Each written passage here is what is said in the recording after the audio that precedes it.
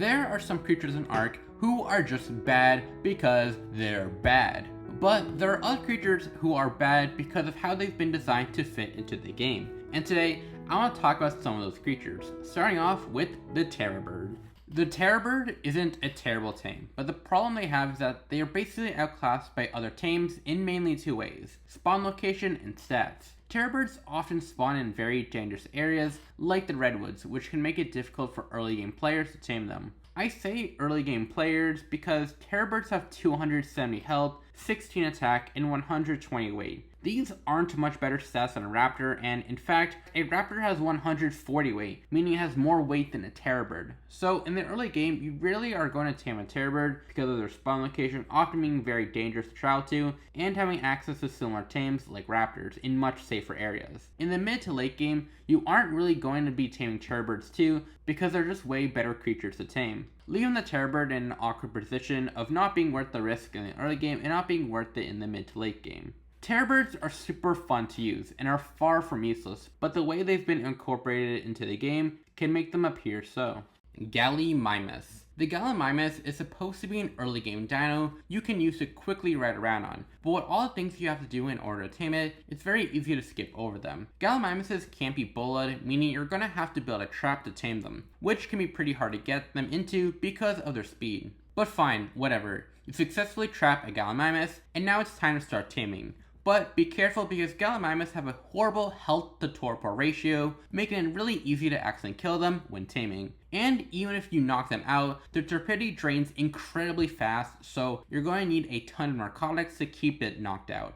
But fine, whatever. You successfully tame a Gallimimus, but you look in your inventory for a saddle, but what? It's not there. You have to craft a Gallimimus saddle in a smithy, which means you have to get the resources to craft a refining forge, wait for the metal to cook, get the resources to craft a smoothie, then get the resources to craft a Gallimimus saddle. But fine, whatever. You successfully craft a Gallimimus saddle and can now finally ride around on one. And they would be fine early game tames if you didn't have to do so much to tame them. Why build a trap? Why gather narcotics? Why craft a smithy when you could easily tame something like a raptor with just a bola and trank arrows? Really, why go through so many steps to tame a galley over anything else? The Dilophosaurus. Ark's Dilophosaurus falls victim to the Jurassic Park effect, where it's very small and spits venom. The spitting venom part isn't bad, it's the being small part that is. One thing that can make or break a tame in Ark is if it's rideable. There are several tames in Ark who are good but unrideable and thus don't get tamed as often in comparison to tames who are. For example, a Prolovia has better stats than a Saber in literally every category except food, where they tie. But more people use Sabers because players can ride Sabers and not Prolovias. So the problem with making the Dilophosaurus the size of the one from Jurassic Park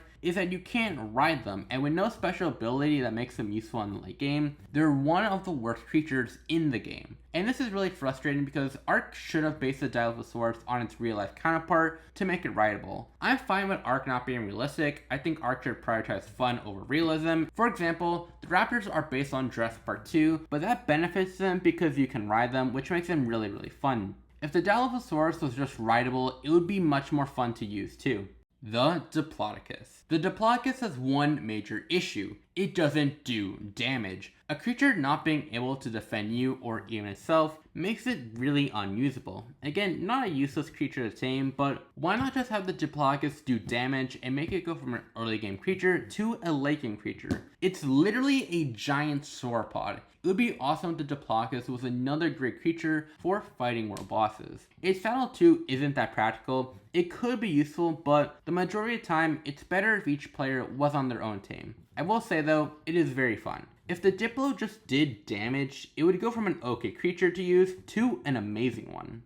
The Compy. What makes the Compy poorly designed is its taming process. They only eat raw prime meat, and they have very little torpidity, which can cause them to wake up mere seconds after you knock them out. So you're going to need to bring narcotics to keep their torpor from falling. I wouldn't say these two things are extremely hard to do even in the early game, but they're just really out of your way to do for a terrible tame like the Compy. I think feeding this tiny carnivore primate is supposed to be kind of like a joke, but it just ruins how often I actually tame a Compy.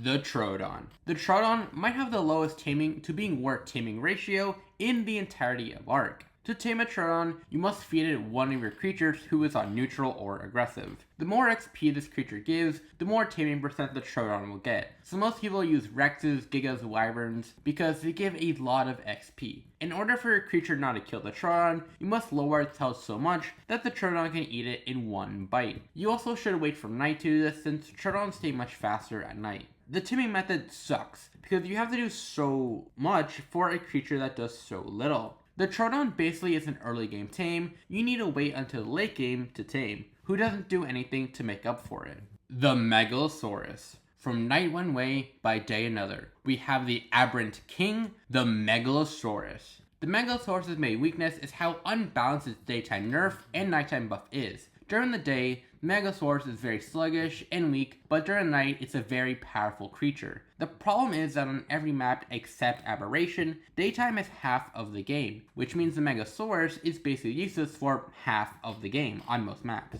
This means if you want to do anything with the Megalosaurus, you have to wait for it to be nighttime.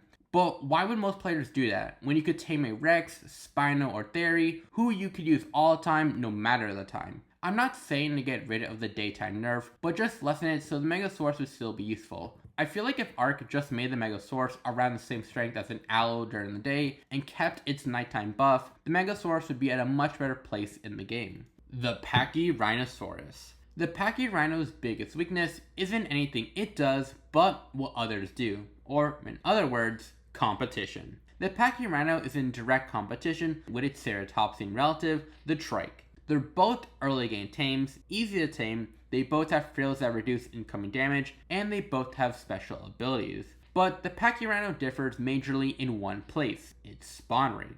The Pachy Rhino spawns much less often than the Trike. Not a rare spawn, but rarer. Meaning players are going to see more Trikes and more likely to find a good level Trike before a Pachy Rhino. You may be wondering, why is the Pachy Rhino rarer than a Trike if they're so similar? Well, that's because of its two mist abilities, the Calming Mist and Enraging Mist. The problem is, these two mists aren't that good. The Calming Mist calms down a lot of creatures from attacking you and your Pachy Rhino, but with how slow a Pachy Rhino is, I don't think most people are going around riding on one to use this ability. And the Enraging Mist makes things attack you and your Pachy Rhino, which is useful for taming things like a Tapijaro. But the thing is, rare flowers do the exact same thing, and you can use as many as you want with no cooldown. So the thing that makes the Pachy Rhino rarer doesn't make it more worth taming. Those are some of our creatures who I think are poorly designed in the game. And let me know what are some creatures you think are poorly designed. Anyway, I'm Rexy Blue. Thanks for watching, be kind, and goodbye. Dun dun dun dun dun dun dun dun dun dun dun.